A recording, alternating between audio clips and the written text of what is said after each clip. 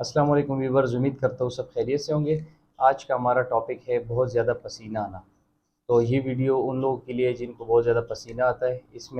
اس video میں آپ لوگوں کو اس کا علاج بھی بتاتا ہوں اور اس کا وجہ بھی بتاتا ہوں۔ تو ویڈیو پوری دیکھیں۔ اگر آپ نئے ہیں تو چینل سبسکرائب کر کے دوستوں کے ساتھ شیئر کریں۔ گرمیوں کے مہینے میں اکثر ایسے لوگ بھی ہم دیکھتے ہیں جن کے کپڑے پسینے سے گیلے ہو رہے ہوتے ہیں۔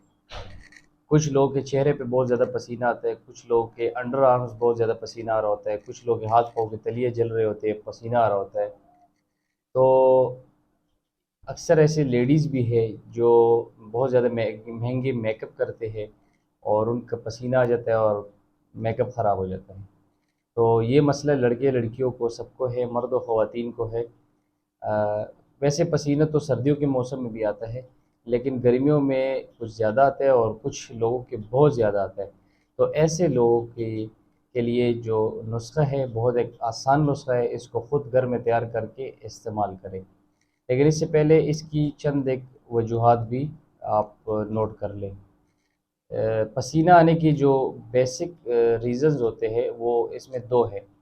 ایک وہ لوگ ہیں جو بیمار ہیں، یعنی بی پی یا تھائرائڈس یا جگر کی بیماریاں یا ارکان ہو گیا یا ایسے اور بیماریوں میں مبتلا ہے، اور خواتین جو ہارمونل بیماریوں میں مبتلا ہے، جن کے ہارمونز کی خرابی ہے، ایسے لوگوں کا پسینہ بہت زیادہ آتا ہے۔ تو ایسے لوگ تو سب سے آسان طریقہ یہی ہے کہ اپنی اس بیماری کا علاج کریں تو یہ مسئلہ ختم ہوگا۔ لیکن دوسری طرف ایسے لوگ ہیں جو بالکل صحت مند ہے اور ان لوگوں کو بہت زیادہ پسینہ آتا ہے، یا پوری جسم پہ یا جسم کے کوئی ایک حصے پہ۔ تو ایسے لوگوں میں عموماً جو ہوتی ہے جگر کی گرمی ہوتی ہے۔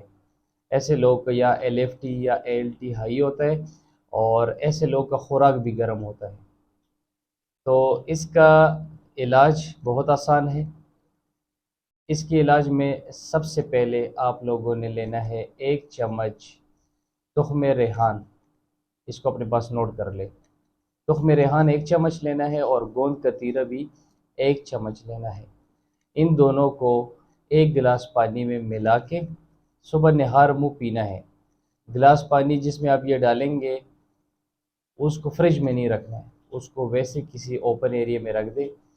تو یہ آپ نے پینا ہے روزانہ نہار منہ صبح، رات کو رکھیں صبح پیے۔ اس کے ساتھ آپ نے کچھ دن گوشت اور تیز مرچ مسالے نہیں استعمال کرنے ہیں۔